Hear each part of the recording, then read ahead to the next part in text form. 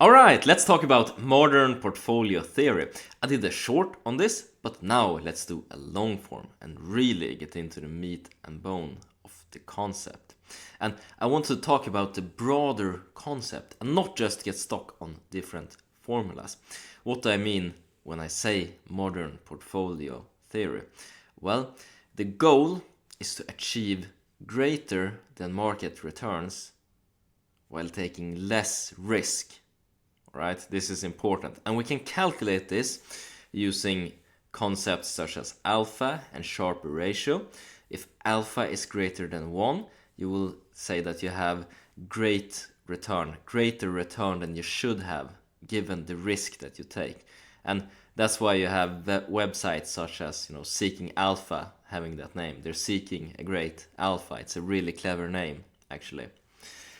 However, when we are talking about portfolio allocation, what you're putting in your portfolio, what investments you're making, what you are buying basically, then modern account structure comes into play.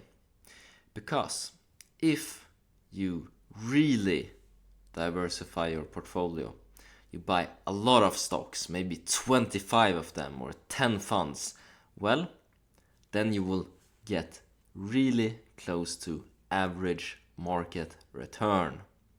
Only equity, well, you're gonna get about 11% historically.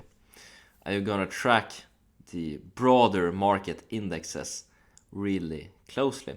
You will also diversify away a lot of risk. Should one company go bankrupt, it doesn't really matter that much. But on the flip side, if one of your stocks go amazingly well, you did a magnificent job picking this company, well, in the broader scheme of things, it doesn't really matter because you don't have so much capital allocated to it, and it's not going to make a difference for you in your own personal finance situation.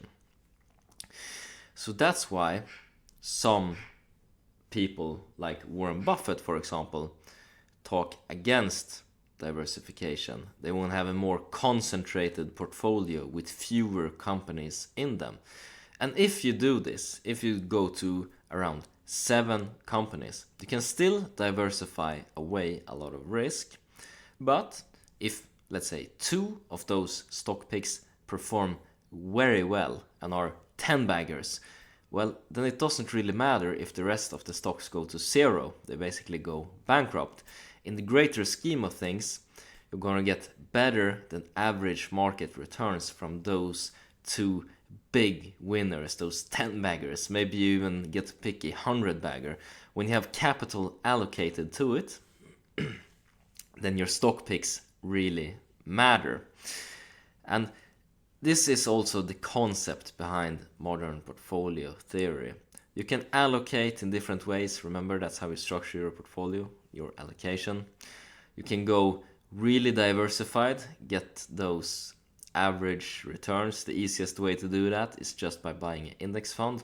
Or you can try to get greater than market return and try your luck at stock picking. And then you need to have fewer, more concentrated bets if you want to have a greater chance at beating the market.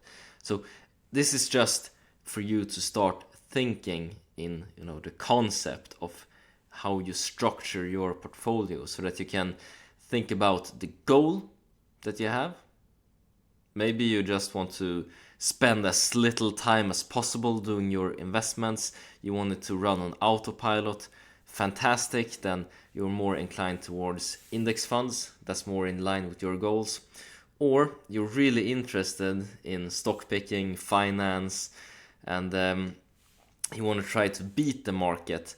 Well, then you need to shift your focus from having a lot of investments to have fewer investments and then trying to be really right on a few picks. So interesting concept to discover, to think about, to use when setting goals for your investments and your investment strategies. That's been it for the video explaining modern portfolio theory. And as always, hope you make a ton of money, whatever investments you decide to make. Take care now. Bye bye.